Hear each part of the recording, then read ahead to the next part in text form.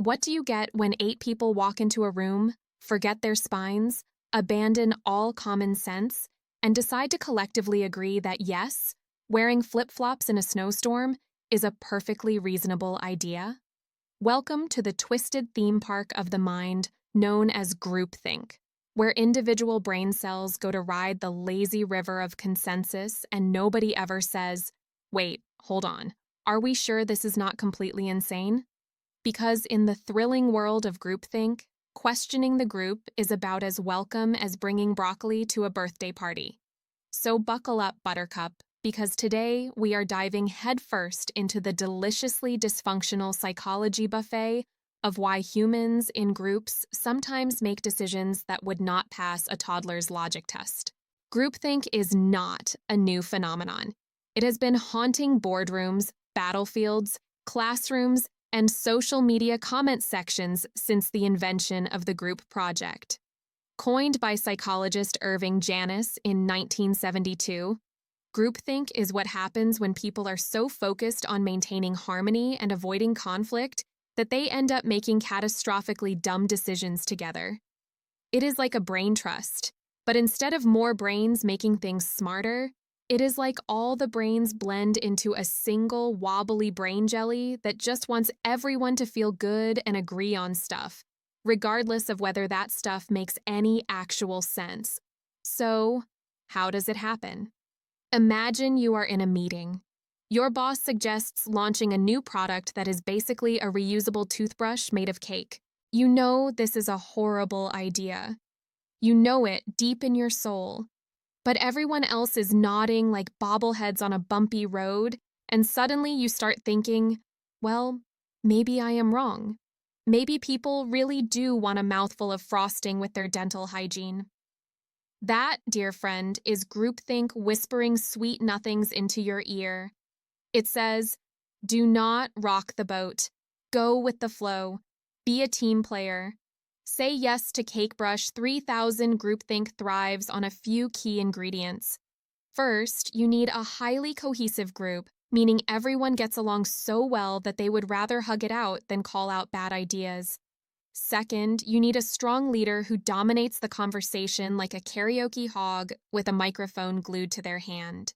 Third, you need pressure to make a decision quickly, preferably while hungry, tired, or emotionally compromised, because nothing says solid judgment like choosing between war and peace on an empty stomach. And then, like a moldy sandwich at a picnic, in creeps the illusion of unanimity. That is the idea that since nobody is objecting, everyone must agree. But what if everyone is just quietly panicking inside, like squirrels at a rave?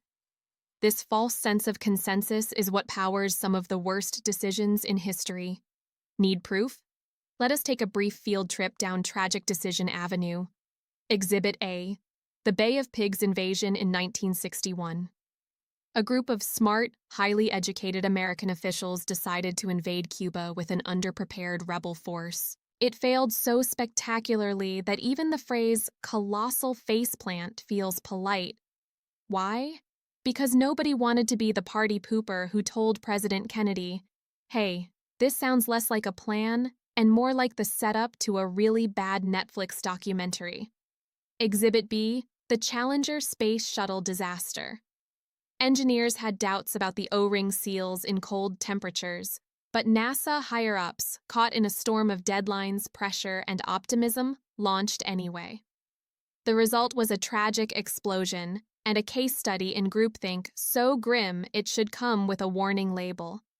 Now you might be thinking, great, I will just avoid joining any major government committees or launching spacecraft, and I will be fine.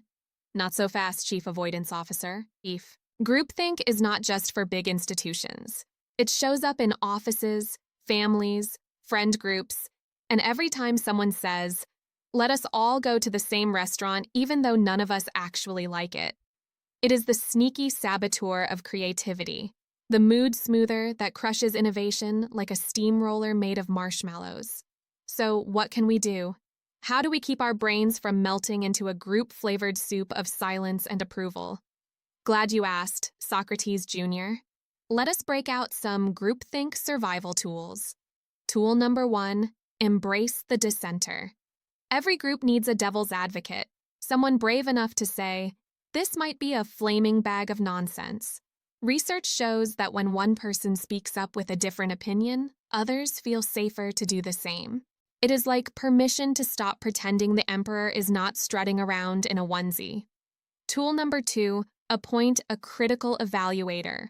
Make it someone's actual job to question assumptions and poke holes in the plan. It helps depersonalize criticism so that it does not feel like Steve is just being a jerk again, but instead doing his sacred duty as the official idea quality inspector. Tool number 3, welcome outside opinions. Fresh perspectives shake up stagnant thinking. Bring in someone who is not knee-deep in the group's Kool-Aid to say, "Hey, maybe launching a zipline over an active volcano is not the best theme park attraction." Tool number 4, encourage anonymous feedback. Sometimes people have valid concerns but do not want to say them out loud because Karen from accounting glares like she can set fire with her eyes. A simple anonymous suggestion box, digital or old school, can be a game changer. Tool number 5, create psychological safety. This means building a culture where people feel safe to speak up without fear of being mocked, sidelined, or told to take their negativity for a walk. When people trust that disagreement will not cost them social points or a promotion, they are more likely to share the truth, even when it is ugly. Oh, and let us not forget tool number 6, slow the heck down. Groupthink loves urgency. It thrives when people feel rushed. So take a breath, sleep on it, and let your collective frontal lobes marinate on the problem before you all leap into the decision pool like synchronized swimmers with blindfolds on. At this point, you might be wondering if groupthink is just bad all the time, like pineapple on lasagna. Not exactly. There is a fine line between healthy group cohesion and dangerous conformity. Working together, valuing harmony, and having shared goals are great. But when those things come at the cost of truth, logic, or common sense, you are not building a team. You are building a group-based delusion machine. In fact, groupthink is not just dangerous, it is lazy. It gives us a shortcut through the uncomfortable terrain of disagreement and critical thinking. But that shortcut often leads straight into the swamp of failure. You end up with echo chambers, poor decisions, and projects that crash harder than a toddler on a sugar high. So what have we learned, besides the fact that cake toothbrushes are a terrible idea and that group decisions can be sneakier than a raccoon with a lockpick? We have learned that groupthink is a subtle, seductive, and surprisingly common mental trap. It feels safe because it is warm and fuzzy and full of nodding heads, but it is the cognitive equivalent of jumping into a river because everyone else is doing it, even if that river is full of piranhas and broken dreams. The next time you are in a group setting and everyone seems to agree a little too quickly, channel your inner rebel, your inner curious child, your inner, "Wait, that does not sound right" voice. Ask the awkward questions. Be the healthy grain of sand in the group oyster. You just might help turn an obvious disaster into a pearl of actual wisdom. And remember, saying "I disagree" is not a declaration of war. It is a gift to the group. It says, "I care enough to keep us from driving off this intellectual cliff together." It is not about being contrarian for fun.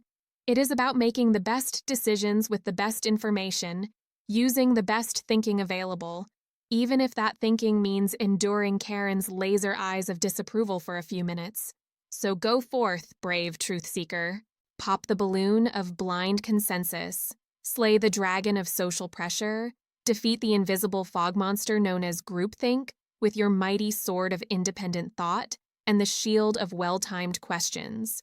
And if this video made your brain tingle, your sides ache from laughter, or your inner contrarian jump up and do jazz hands, do not forget to slap that like button like it owes you money. Subscribe to XQ. Quick, funny explanations. For more sharp, silly, and smart breakdowns of the weirdest corners of human behavior, and drop your best groupthink story in the comments below. Was it a school trip gone wrong? A failed business idea? A family vacation that ended in disaster because nobody wanted to speak up? We want to hear it. Until next time, keep thinking critically, laughing loudly, and never agree to a cake toothbrush without asking a few questions first.